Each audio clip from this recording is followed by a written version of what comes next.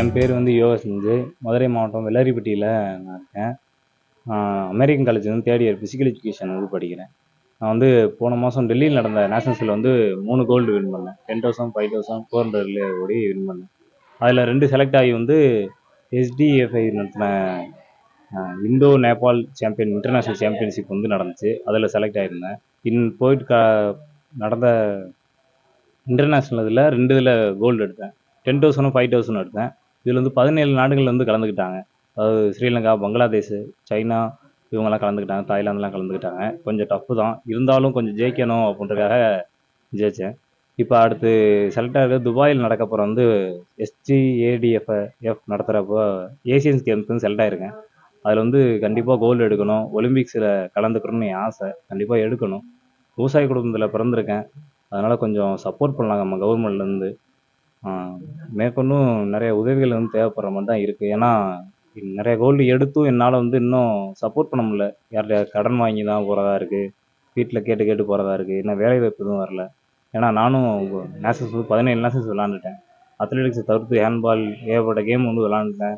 Certificate nationals form 2, form 1, form 3 எல்லாமே வாங்கிட்டேன். ஆனாலும் வேலை வாய்ப்பு இன்னும் தரல. அதுக்கும் கொஞ்சம் வழிவகுத்தா நல்லாயிருக்கும். கண்டிப்பாக நான் ஏசியன்ஸில் கோல்டு எடுத்துகிட்டு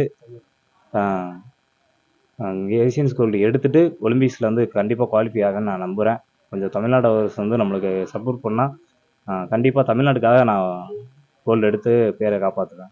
எங்கள் ஊரில் வந்து யோகா சஞ்சய் இந்தோ திபெத் நேபாளில் நடந்த தடகள போட்டியில் 5,000 மீட்டர் 10,000 மீட்டரில் தங்கப்பதக்கம் வென்று வந்ததுக்கு எங்கள் ஊர் சார்பாகவும் இளைஞர்கள் சார்பாகவும் வாழ்த்துக்களை தெரிவிச்சுக்கிறோம். கடந்த வருடம் இதே போன்று எங்கள் ஊரில் வர்ஷினின்ற பொண்ணு குத்துச்சண்டை போட்டியில் நேஷனல் லெவலில் கோல்டு மெடல் அடிச்சிருந்தாங்க. எங்கள் ஊரில் இது போன்று பல வீரர்கள் இந்திய அளவுலையும் சர்வதேச அளவுலையும் சாதனை புரிஞ்சுக்கிட்டு தான் இருக்காங்க. ஆனால் எங்கள் ஊரை பொறுத்தளவு இந்த விளையாட்டு வீரர்களுக்கு முறையான பயிற்சி அளிக்கவோ பயிற்சி பெற மைதானங்களோ எதுவுமே கிடையாது. மேலூர் தாலுகா ஒட்டியுள்ள பல கிராமங்களில் இதே போன்ற சர்வதேச வீரர்கள் பல பேர் இருக்காங்க. அவங்களுக்கு முறையான பயிற்சி அளிக்க முறையான பயிற்சியாளரோ முறையான பயிற்சி கூடமோ மைதானங்களோ எதுவுமே கிடையாது. நாங்கள் இதுக்கு முன்னாடியும் அரசு சார்பில் இங்கே இருக்க விளையாட்டு வீரர்களுக்கு முறையான மைதானம் வேணும் அப்படின்ற மாதிரி பல தடவை கோரிக்கைகள் வைத்திருக்கோம்.